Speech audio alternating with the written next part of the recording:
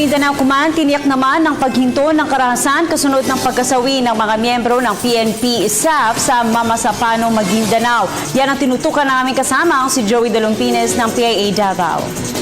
Tiniyak ni Lieutenant General Aurelio Baladad, Commander ng Eastern Mindanao Command ng Sandatahang Lakas ng Pilipinas, na tuluyan ang nahinto ang karahasan na ikinasawi ng 44 na kasapi ng Police Commandos at pagkasugat ng 12 iba pa sa sagupaang naganap sa Barangay Tukan, Nalipaw, Mamasapano, Maguindanao noong linggo.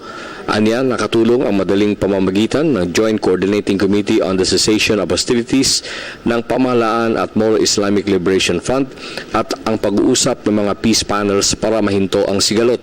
Sinabi ni Baladad, malabo na ang pagkakaroon ng dagdag pangkarahasan at maaaring spillover na dala ng insidente sa iba pang panig ng Mindanao. Gayunman, sinabi ni Baladad na mas pinalalakas ngayon ang seguridad sa mga lugar na nakaranas ng mga pagsabog ng improvised explosive device tulad ng bus bombing sa Bukidnon Province kung saan nanggaling umano ang IED sa lugar na pinagkukutaan ng Bangsamoro Islamic Freedom Fighters o BIFF. Sinabi rin ni Baladad na mas pinalalakas ngayon ang checkpoint operations sa lugar mula sa Maguindanao patungo sa iba't ibang panig ng Eastern Mindanao area. If they want na we do a joint operations ng AFP and PNP, we should talk how we will coordinate before we do it. Kasi mahirap yung biglaan na magre-respond ka. For example, kailangan biglaan ng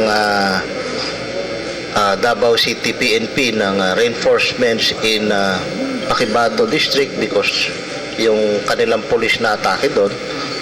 We need to muster enough forces depending doon sa kalaban na umatake doon to generate the necessary force to respond to that incident.